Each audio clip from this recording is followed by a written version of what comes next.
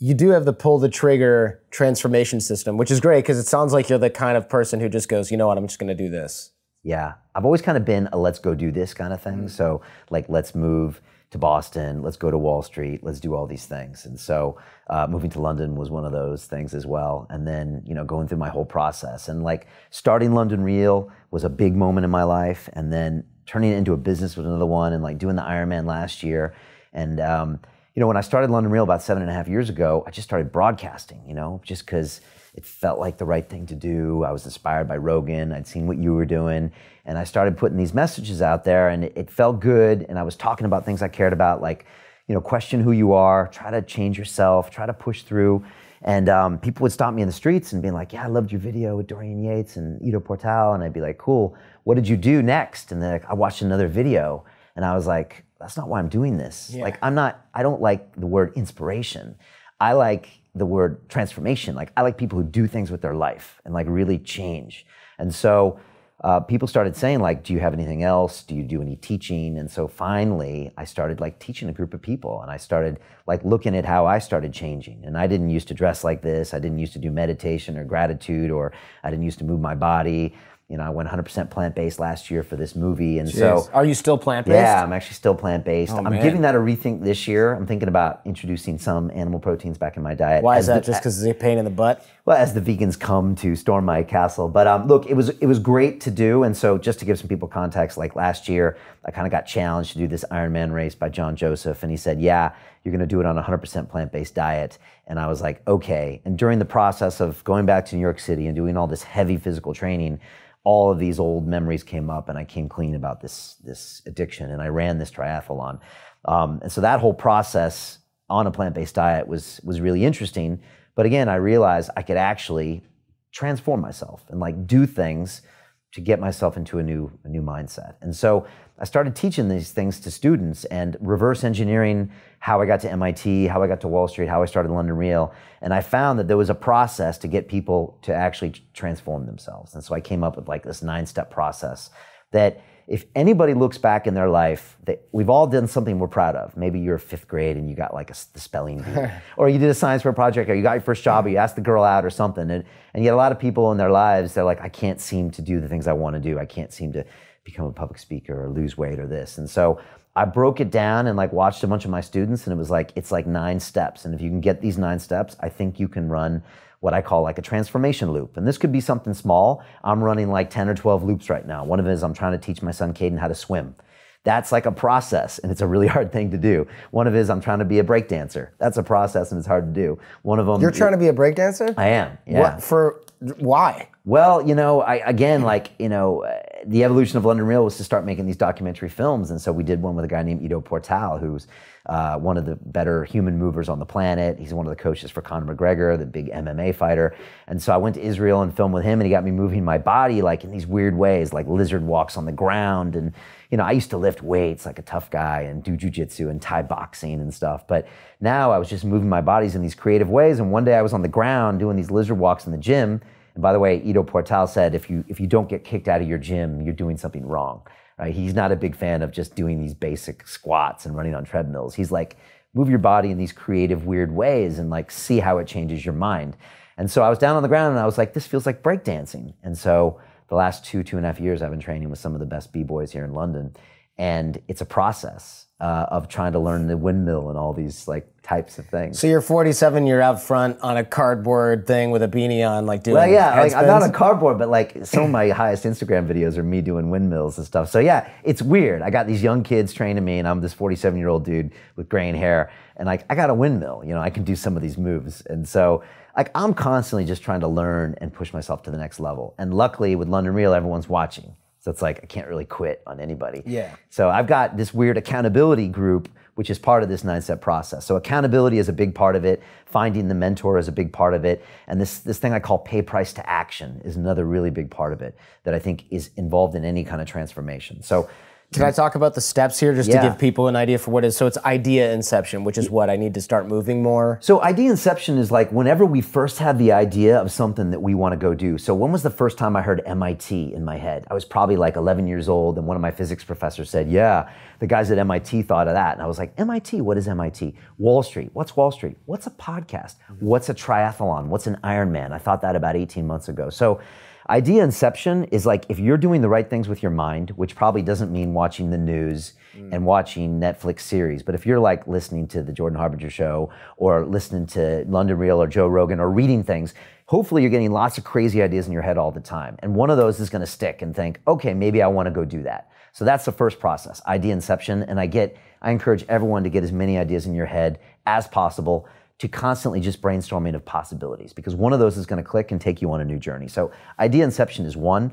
Step two is visualize your future. Next, see like how could I be a part of that? So I watched Rogan podcast the first time. A little bit after that, I was like, what would I be like if I had my own podcast? So I visualized, wow, look at me. I'm hanging out with cool people. They're coming to my house. I'm like doing these cool things. Okay, visualize your future is like part two. Really, really important part. And the next part I found is to find the mentor.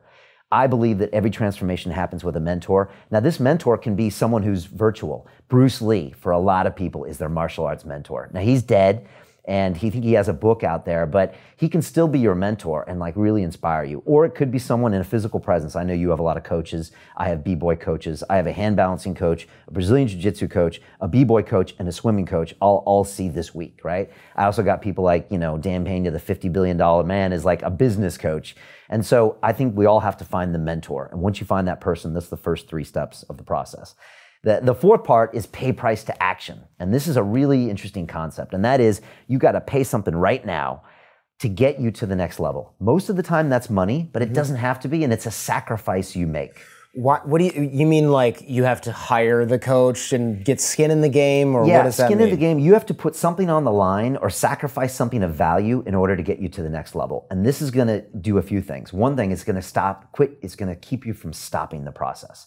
So, for example, when I did that meditation practice to get out of banking, I spent $2,000 on a transcendental meditation class. I thought it was crazy, but I had no other options. There was no Headspace back then or anything. And so when I got there and they put on these old videotapes of the Maharaja and they said, bring a piece of fruit and a white handkerchief to the ceremony on Sunday, I was like, okay, I think I'm out of here. But I had just paid $2,000 and I was just like, okay, I had paid this price to action, I'm gonna stick with it. So I went to everything and I went to every course, and for 4 weeks I went to their nights and they taught me how to meditate. And guess what I did this morning when I woke up? I meditated. Wait, you paid $2,000, they can't give you a freaking orange and a white handkerchief But I as had part to of bring that? it. But the thing is, like, I had to buy into what they were doing. Yeah. Same thing, like when you get married, you pay a price to action because you're saying, I'm gonna not be single anymore, and I'm gonna go all in on this, and I'm gonna sacrifice like everything I used to have when I'm single. So when things get hard in marriage, you're like, well, I'm all in on this. I gotta stick with it. So whenever you really want to transform, you got to pay some type of price to action. With me, with my son Caden on Sundays, 3 hours of my Sunday is gone. And it's all about getting him to swim. And some days it's horrible, and some days he's yelling, and some days it's fun. But like, that's 3 hours of my day I can't get back. Yeah. And so that's my pay price to action to get this thing where we're going to learn how to swim. But for me, it's a chunk of my time. So if you're not paying a price to action, I don't think you're ever going to transform. And like I said, if I had been learning meditation on YouTube videos, I would have quit. So whatever you do, find a paid price to action. I think the more money, the better. And that's why I put something on the line. So yeah, it's like skin in the game. So that's number 4. Right. Yeah, I mean, next, it's like get your game plan. You got to have a system of steps in place. And so Ironman last year, John Joseph challenges me to run an Ironman race in 90 days. I had no training. Like, what am I going to do?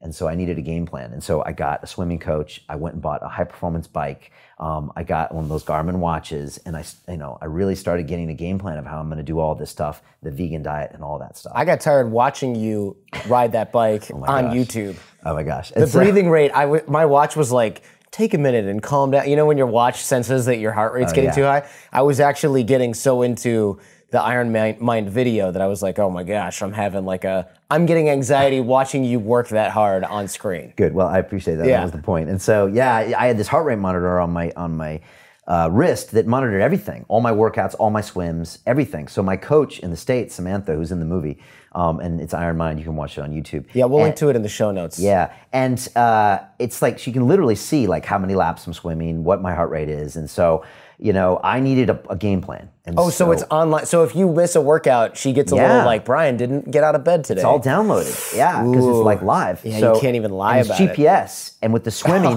man. it can tell when you run a lap, when you turn, when you swim. So she can see everything. So there's no line, and then the vegan diet. So you need a game plan. You need to have A, B, C, D, E, F, G, if you want to get there. And the final thing you got to do is take action. How many people do we know that join a gym, that hire a personal coach, that buy an online course, and then they never do anything? So taking action is so important. Show up and do the work. So like those are the first 6 steps. And then the last 3, really important, is that be held accountable by someone. You got to be held accountable. In my academy, like I hold you accountable. We call roll. There's a doc for like doing all the assignments. And unless you do them, we literally shame you in front of the group. I mean, whatever it takes. And so I was accountable to everyone on London Reel. I was being watched every week. We were publishing these things. I was being held accountable by John Joseph and Samantha Murphy. When I started London Reel, every week I said I would publish an episode. I mean, if you don't publish the Jordan Harbinger show for a week, you hear about it. Try 3 hours late. Right. Hey, where's Feedback Friday? Yeah. It's coming. Relax. Right. Yeah, right, exactly. And that's a beautiful thing. That makes you step up. I love it. And that's the way I was able to do all the stuff I do. The 8th step is fight resistance. And this is something I talked about in my TED Talk. I coined the term from Stephen Pressfield.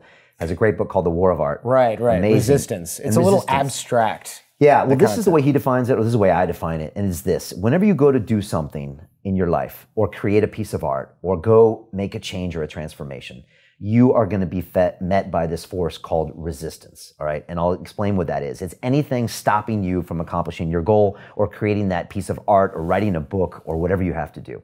And the thing about resistance is directly proportional to the size of the thing you're trying to do. So if you're trying to like kick heroin, or if you're trying to start a podcast, or create a business, or find the perfect wife or husband, you're going to find resistance. But what Stephen Pressfield says is, expect it, don't become emotional about it. And that's what most people do.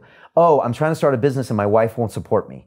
I'm trying to go vegan and my boyfriend is eating, pork rinds in front of me.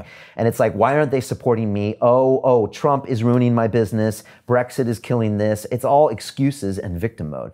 So with resistance, it's like you expect resistance. And resistance is almost like, how bad do you want it? And when you see resistance, you just say, oh, that's resistance. That's what I expected when I went to transform. And you just deal with it emotionlessly and move on. And the crazy thing about resistance is the biggest form of resistance comes from you. So you're going to get uncomfortable. You're going to say, oh, no, I can't do this. You're going to make up excuses. The dog ate my homework. I'm just getting divorced. I'm just getting married. The economy is tough. All this stuff. So expect your own self-sabotage loops coming in your way and be ready for that to come. And if you can do that, then you should usually be able to fight through it.